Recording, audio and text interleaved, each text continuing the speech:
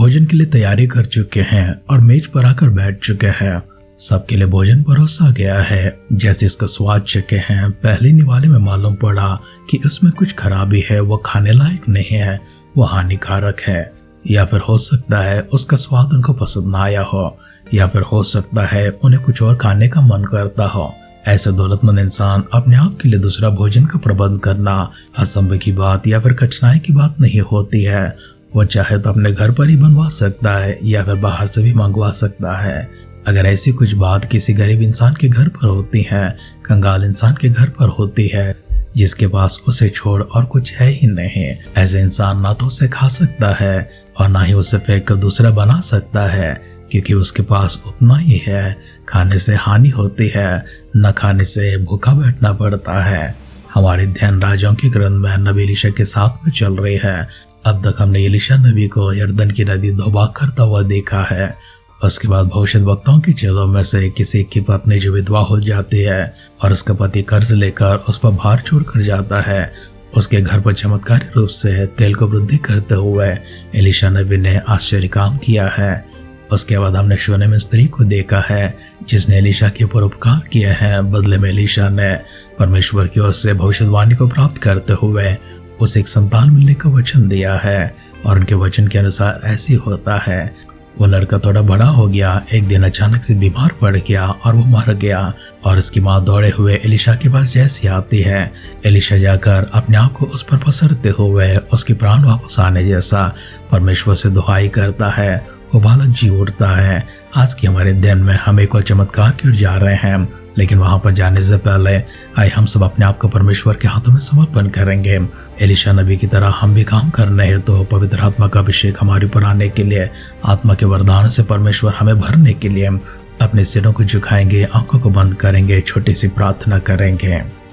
पिता परमेश्वर, हम आपको धन्यवाद करते हैं, हम आपकी स्तुति करते हैं, प्रशंसा करते हैं।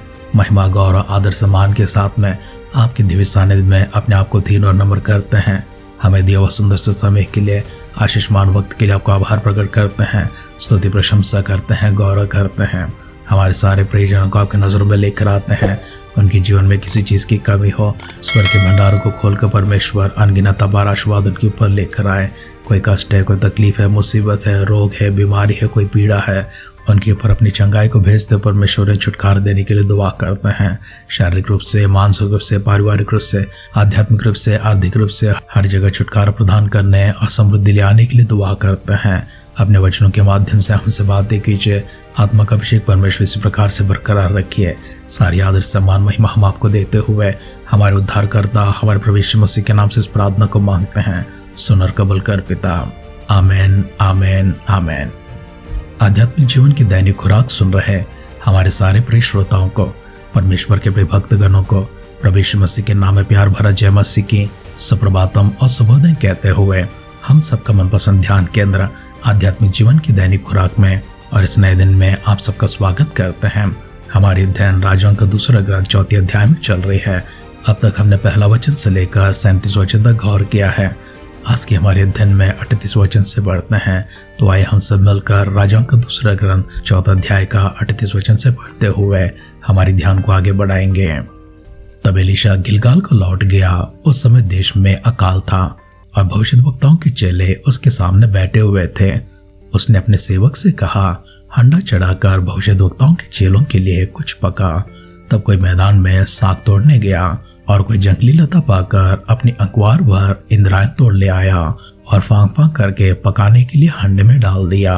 और वे उसको ना पहचानते थे। तब उन्होंने उन मनुष्यों को खाने के लिए हंडे में से परोसा। खाते समय वे चिल्लाकर बोल उठे, हे परमेश्वर के भक्त, हंडे में माहौर है और वे उसमें से खा न सके। तब एलीशा ने कहा, अच्छा कुछ मैदा ले आओ। तब उसने उसे हंडे में डालकर कहा, उन लोगों के खाने के लिए परोस दे। फिर हंडे में कुछ हानि की वस्तु ना रही। और कोई मनुष्य बालशाली शाह से पहले उपज हुए जौ की 20 रोटियां और अपनी बोरी में हरी बालें परमेश्वर के भक्त के पास ले आया। तो एलीशा ने कहा, उन लोगों को खाने के लिए दे। उसके टहलुए ने कहा, क्या मैं 100 मनुष्यों के सामने इतना ही रख दूं? उसने कहा, लोगों को दे दे कि खाए, क्योंकि यहोवा यूं कहता है, उनके खाने के बाद कुछ बच भी जाएगा। तब उसने उनके आगे धर दिया और यहोवा के वचन के अनुसार उनके खाने के बाद कुछ बच भी गया। राजाओं का दूसरा ग्रंथ 4 अध्याय का 38वां वचन से लेकर अंतिम वचन अर्थात 44वां वचन तक हमने पढ़कर सुना है। हमारे इस अध्ययन में हमने 2 चमत्कारों को देखा है। पहला चमत्कार यह है, भविष्यद्वक्ताओं के चेले उसके सामने बैठे हुए थे और नबी एलीशा ने अपने सेवक से कहा, हंडा चढ़ाकर भविष्यद्वक्ताओं के चेलों के लिए कुछ पका। तब कुछ लोग मैदान में साग तोड़ने को गए हैं और जाकर उन्होंने कुछ ऐसे साग लेकर आए हैं जिसके बारे में उनको जानकारी नहीं है। उन्होंने उसे फांक फांक करके पकने के लिए तो चढ़ा दिया था, लेकिन पकने के बाद भी वे ना जान पाए कि वो माहौर है अर्थात वो जहरीला है। और जब भविष्यद्वक्ताओं के चेले खाने लगे, वे चिल्लाकर बोल उठे, हे परमेश्वर के भक्त, इसमें तो माहौर है। तब एलीशा ने कहा, अच्छा मेरे पास थोड़ा मैदा लेकर आओ। तब उसने उस मैदा को लेकर हंडे में डालकर कहा, उन लोगों के खाने के लिए परोस दे। नबी के टहलुओं ने वैसे ही किया, लेकिन इस बार उसमें कोई हानि की वस्तु न थी। जब वे भोजन कर ही रहे थे, कोई एक मनुष्य बालशाली से अपनी पहली उपज को लेकर उससे 20 जौ की रोटियां बनाकर और बोरी में हरे बाले लेकर परमेश्वर के भक्त के पास ले आया। तो एलीशा ने कहा, उन लोगों को खाने के लिए दे दे। लेकिन उसके टहलुए ने कहा, क्या मैं 100 लोगों के लिए इतना ही दूं? लेकिन नबी ने कहा, उन्हें खाने के लिए दे दिया जाए, क्योंकि यहोवा यूं कहता है, उनके खाने के बाद और भी बच जाएगा। नबी के कहने के अनुसार जो टहलुए ने किया था बिल्कुल वैसे ही हुआ। उनके भोजन करने के बाद और भी बच गया था। वचन सुनने प्रियजनों, भले आज हमारे घर पर इतनी समृद्धि नहीं है, भले हो सकता है हम गरीब स्थिति में हैं, कंगाल स्थिति में हैं, परमेश्वर के भक्त की तरह अगर हम भी विश्वास करते हैं, उनके टहलुए के जैसा हम भी आज्ञा का पालन करते हैं, हमारे घर पर किसी चीज की कमी ना होगी, क्योंकि परमेश्वर हमारा ख्याल करते हैं, हमारी देखभाल करते हैं। धन से खरीदा हुआ आहार की समृद्धि नहीं, परंतु परमेश्वर अपने वचन से भी, अपनी आज्ञा से भी आहार को समृद्ध बना देते हैं, हमारी थोड़ी सी आहार को समृद्ध कर देते हैं। इसलिए विश्वास के साथ अपने आप को परमेश्वर के हाथों में समर्पण करेंगे। आत्मा का ऐसा वरदान परमेश्वर हम पर लेने के लिए और हमारे जरिए और हमारे जीवन में भी ऐसा अद्भुत कार्य होने के लिए अपने सिरों को झुकाएंगे, आंखों को बंद करेंगे, छोटी सी प्रार्थना करेंगे। पिता परमेश्वर, आभार मन के साथ में एक और बार इन वचनों के लिए धन्यवाद करते हैं, स्तुति प्रशंसा महिमा करते हैं। वचन के आधार पर प्रभु जी हमारे जीवन हो सके, हम भी प्रभु नबी की तरह, उनके टहलों की तरह, उनके चेलों की तरह प्रभु जी हो सके। हमारे जीवन भी सामर्थ से, विश्वास से, शक्ति से और आगे बढ़ाते रहिए।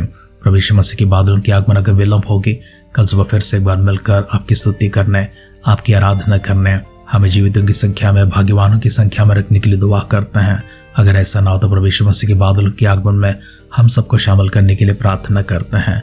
दुआओं को सुनकर परमेश्वर दिए उत्तरों के लिए धन्यवाद करते हुए हमारे उद्धारकर्ता, हमारे प्रभु यीशु मसीह के नाम से इस प्रार्थना को मांगते हैं। सुन और कबूल कर पिता। आमेन, आमेन, आमेन। एक विशेष वरदान के साथ परमेश्वर आज आपको अभिषेक करें, अपनी आत्मा की भरपूरी आपके भीतर लेकर आए, चमत्कारी कार्य करने के लिए परमेश्वर के पर पूर्ण भरोसा रखते हुए विश्वास के साथ आपकी जीवन आगे बढ़ सके। हमारी सी दुआ और कामना के साथ आज के ध्यान कहीं पर समाप्त करते हैं। आप सुनते रहिए, सुनाते रहिए आध्यात्मिक जीवन की दैनिक खुराक। कल फिर मिलेंगे। अपना ख्याल रखिए, अपनों का ख्याल रखिए, दूसरों का भी ख्याल रखिए। God bless you.